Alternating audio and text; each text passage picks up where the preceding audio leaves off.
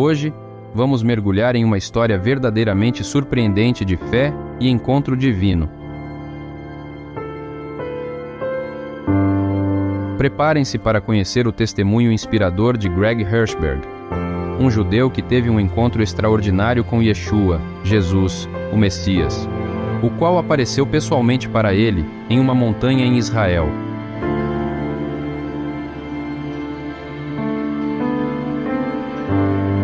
Juntos, vamos explorar os detalhes fascinantes desse encontro transcendental, enquanto Greg compartilha como essa experiência transformou sua vida e fortaleceu sua fé.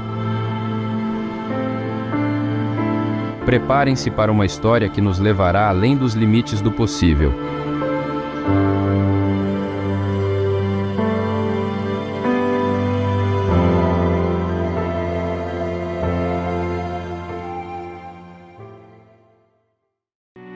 Mas antes eu gostaria de te fazer uma pergunta. Você tem interesse em conhecer Israel a um valor significativamente mais baixo do que a média de mercado? Então pause este vídeo e escreva nos comentários. Sim, eu quero conhecer Israel, e te passaremos maiores informações. Ou se preferir, nos contate através do nosso e-mail na descrição, abaixo do vídeo. É muito estranho, mas a montanha estava chamando meu nome. Eu senti como se alguém tivesse uma vara e a tivesse lançada do topo daquele monte, e a ponta perfurado meu peito. E eu subi a montanha, saí do carro e corri para esta cobertura onde havia uma placa que dizia a Basílica da Transfiguração. E ouvi uma voz, e a voz dizia: venha orar comigo. Mas eu não sabia orar.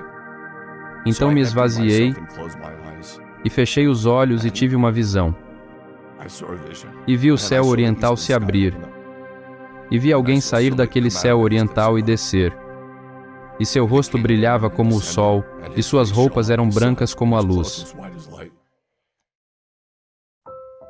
Shalom, meu nome é Greg Hirschberg. Atualmente moro na Geórgia. Nasci e cresci na cidade de Nova York. 64 anos de idade.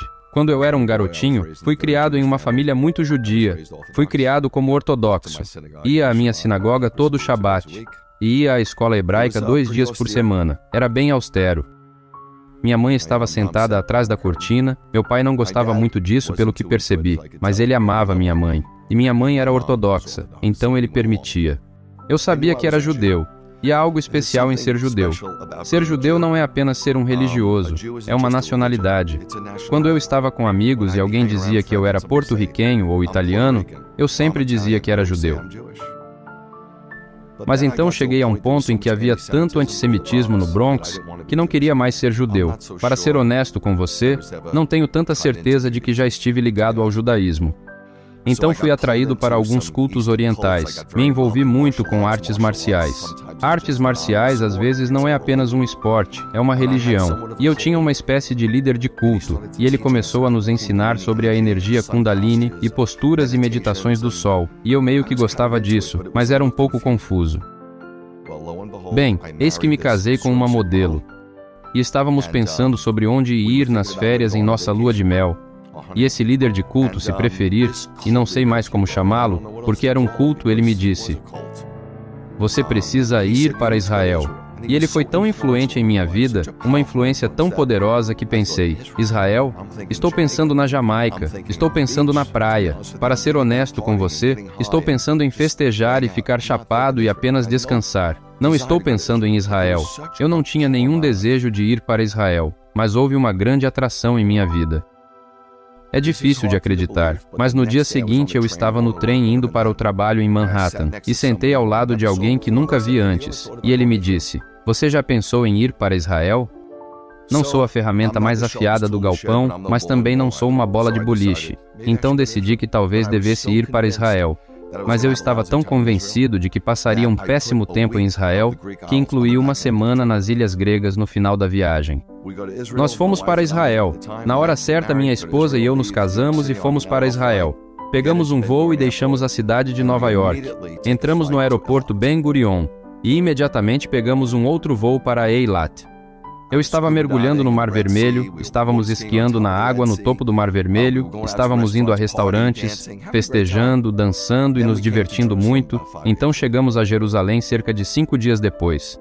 Havia um canto armênio, um canto cristão e um canto muçulmano. E isso foi chocante para mim. Eu realmente não gostei, mas fomos a alguns ótimos restaurantes e apenas vimos alguns pontos turísticos por conta própria. Estávamos nos divertindo muito, mas estava pensando em ir para a Grécia. Bem, ainda tínhamos um dia restante da viagem. E então eu disse à minha esposa, vamos pegar um carro e vamos para o norte. E então ela disse, por quê? Eu disse, não sei. Então ela disse, onde você quer ir? Eu disse, sabe, eu me lembro de ter ouvido algo sobre um lugar chamado Tabor, uma montanha onde algo muito especial aconteceu. Vamos lá. Então nós dirigimos e não sabíamos para onde estávamos indo. No caminho havia um lugar onde as pessoas pediam carona. Era 1989. Então um cara estava pedindo carona, e então eu o levei para o local de seu destino. Então olhei para a esquerda e vi a montanha. É muito estranho, mas a montanha estava chamando meu nome. Eu senti como se alguém tivesse uma vara e a tivesse lançada do topo daquele monte, e a ponta perfurado meu peito. E enquanto eu estava dirigindo, fiquei um pouco exasperado. Na verdade, estávamos procurando por este monte da Transfiguração porque algo aconteceu lá, certo? E eu subi a montanha, saí do carro e corri para esta cobertura e havia uma placa que dizia a Basílica da Transfiguração. E eu ouvi uma voz, e a voz dizia, venha orar comigo. Mas eu não sabia orar, então me esvaziei e fechei os olhos e tive uma visão. E eu sei que isso soa estranho, mas as pessoas em toda a Bíblia tiveram visões. E eu entrei em um estado de transe, e sei que isso soa como algo novo, mas Balaão entrou em um estado de transe na Bíblia, e outros também. E então eu vi o céu oriental se abrir, e eu vi alguém sair daquele céu oriental e descer. Seu rosto brilhava como o sol, e suas roupas eram brancas como a luz. E ele se aproximou de mim e me abraçou. E a primeira coisa que ele disse foi,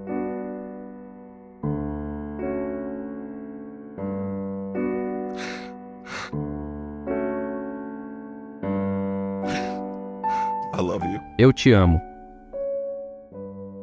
E eu me lembro de chorar por muito tempo. Minha esposa disse que talvez tenha sido cerca de 20 minutos, mas não eram lágrimas de alegria e não eram lágrimas de dor. Foi como uma santificação, foi como uma limpeza. Toda a porcaria, todo o pensamento oriental, todas as bobagens, toda a religião saíram de mim. Eu não sabia nada sobre o Espírito Santo.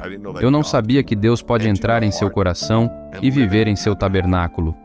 Então eu pensei que Deus estava ligado à montanha. E eu me lembro de falar com Deus dizendo, sinto muito por ter que ir embora. Eu não quero ir embora, mas espero um dia poder voltar aqui. 2 jovens do Bronx, jovens punk do Bronx, vão para Israel em sua lua de mel para festejar. E voltamos nascidos de novo, salvos, sabendo que Yeshua é o nosso Messias. Devo dizer que fiquei chocado, porque quando jovem, fui ensinado que Jesus não tinha nada a ver conosco. Eu pensei que ele era o chefe da Igreja Católica, e Moisés, se você preferir, o chefe da sinagoga judaica. Mas então eu examinei este Novo Testamento esperando ver algo realmente cristão, algo gentil radical. Mas nele estava escrito, esta é a genealogia de Yeshua, o Messias, o filho de Abraão. Fiquei chocado, o filho de Davi. Fiquei chocado ao ler esta genealogia, pois é uma genealogia puramente judaica. Vi em outras partes do Evangelho que ele foi circuncidado ao 8º dia como eu. A mãe dele passou pelos ritos de purificação, Torrar, como minha mãe. Ele teve o Pidyon Rabem e foi dedicado como eu. É algo inacreditável. E o mais louco é que eu era secular, certo? Como Jesus, o cabeça da igreja, me trouxe de volta ao meu judaísmo, então se você acredita em Yeshua, você não se torna menos judeu, você meio que se torna mais judeu. Jesus nunca desistiu de ser judeu. Ele nasceu judeu, foi criado judeu, foi observador da Torá, morreu judeu, foi enterrado judeu, ressuscitou judeu, ascendeu judeu e voltará judeu. Eu nunca olho para trás. Sou tão grato pelo que Deus fez por mim. Me sinto tão livre, me sinto tão vivo, mais do que nunca. E você chega a um lugar quando conhece Yeshua, onde ele se torna suficiente. E eu estou aqui para te dizer: se Deus não for suficiente, nada será suficiente.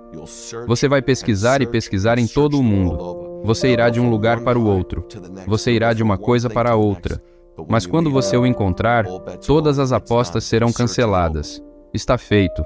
A busca acabou. E você, o que achou deste vídeo? Deixe a sua opinião nos comentários. Não esqueça de deixar o seu gostei e de se inscrever gratuitamente em nosso canal ativando o sininho de todas as notificações. Shalom, shalom.